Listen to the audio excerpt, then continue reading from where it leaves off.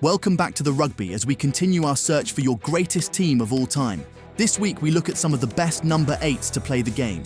The choice, however, is yours. Name your pick in the comments below whether they appear in this video or not, and the player with the most votes takes their spot in your greatest ever 15, revealed at the end of this series.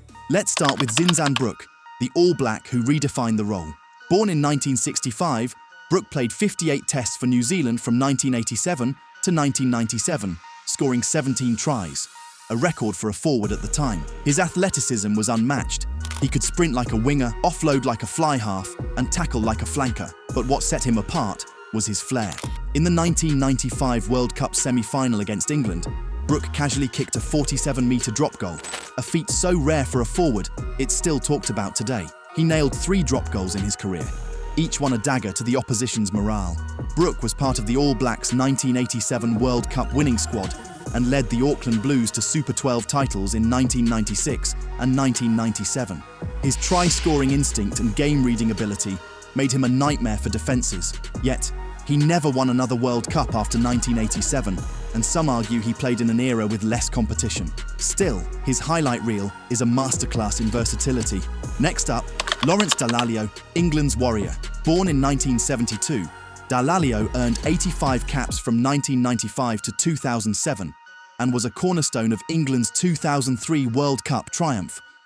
He played every minute of every match in that tournament, a testament to his endurance and leadership. Dallaglio wasn't just a battering ram, he was a strategist. His powerful carries gained crucial yards, and his ability to slow down opposition ball at the breakdown was a game-changer. He captained England 22 times and won everything: World Cup, Lions Tour, Heineken Cup, English Premiership, you name it. Off the field, he was a one-club man with Wasps, leading them to league and European titles. But injuries plagued his later career, and some say his abrasive style made him a target for referees. Regardless, Dallaglio's trophy cabinet and clutch performances put him in the conversation.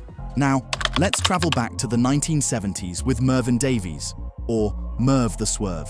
Born in 1946, Davies played 38 tests for Wales and 8 for the British and Irish Lions from 1969 to 1976. He was the backbone of Wales's golden era, winning 2 Grand Slams and 3 Triple Crowns in the 5 Nations.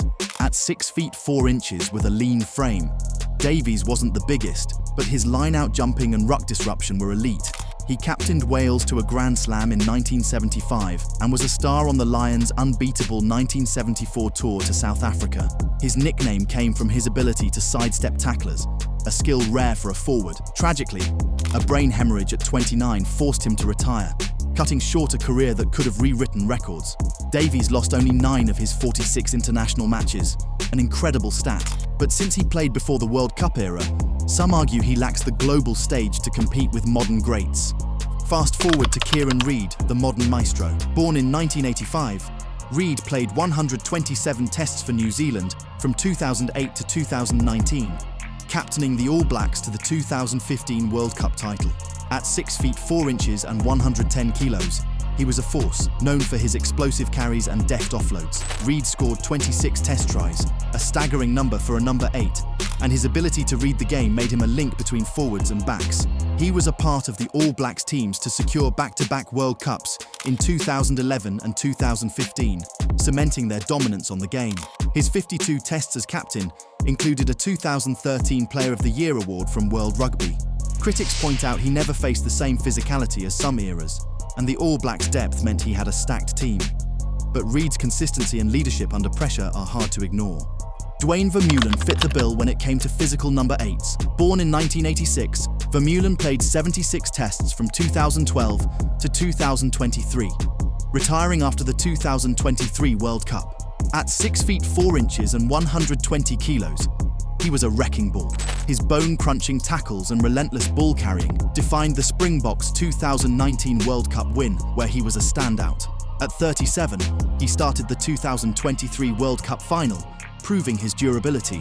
His leadership shone when he rallied a young South African side during tough tours.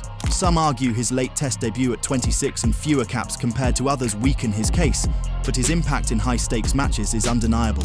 Many pundits call him a Hall of Fame legend, and his peers agree.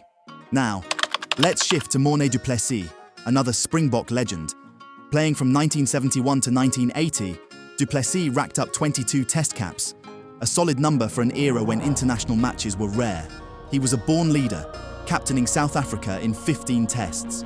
His debut came in 1971 against Australia, where he helped secure a series win. He was a master at linking forwards and backs, making his team flow. His smarts shone in 1976 when he led the Boks to a 3-1 series win over New Zealand, a massive achievement against the All Blacks. Off the field, his leadership carried over as the manager of the 1995 World Cup winning Springbok team. Du Plessis wasn't the flashiest, but his ability to win big games and inspire his squad puts him in the elite. Next, we head to New Zealand for Wayne Buck Shelford. If you think rugby toughness, you think Shelford. From 1986 to 1990, he played 22 tests for the All Blacks, captaining them in 14 without a single loss. That's right, under Shelford, New Zealand never lost a test, except for one draw against Australia. He was the heart of the 1987 Rugby World Cup winning team, the first ever World Cup where the All Blacks steamrolled everyone. Shelford was a force, aggressive, fearless, and built like a tank. He could carry the ball through brick walls or tackle opponents into next week.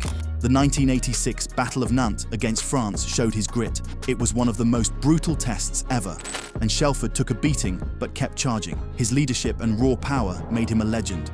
Now let's talk about Imanol Harinordoqu, the French dynamo.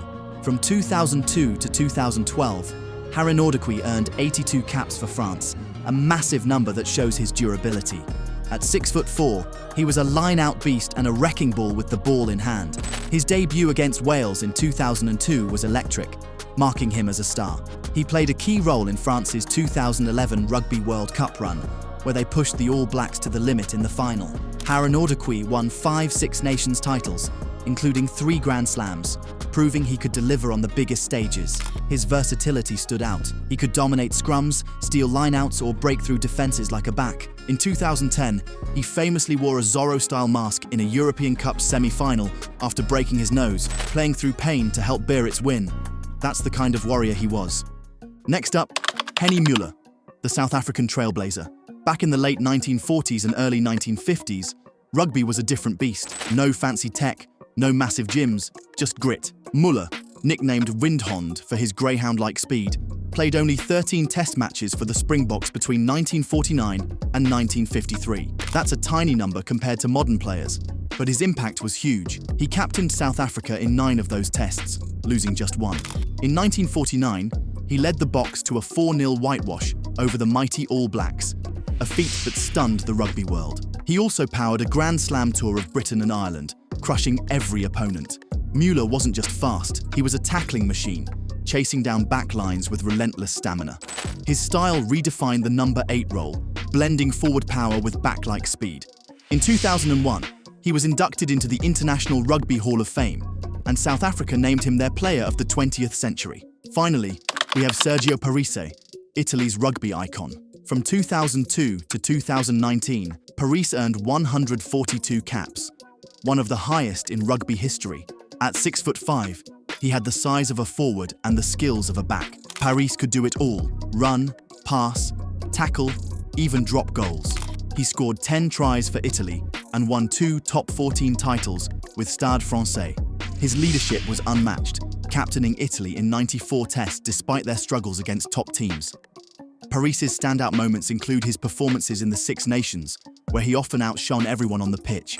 At 39, he played his final match in the 2023 European Challenge Cup final, leaving the field in tears after Toulon's victory. His longevity and class in a weaker team make his case compelling. That is just 10 names out of so many who could claim the greatest title. Others, including Piers Spies, who on his day was unstoppable, Taulupe Faletau, and Scott Quinnell, who made such an enormous impact for Wales, and another All-Black great Rodney Sowoyolo, could all be worthy of the spot. But the choice is down to you, the viewers. Comment your pick, and the player with the most votes will take the number 8 jersey in your greatest ever 15 revealed at the end of this series.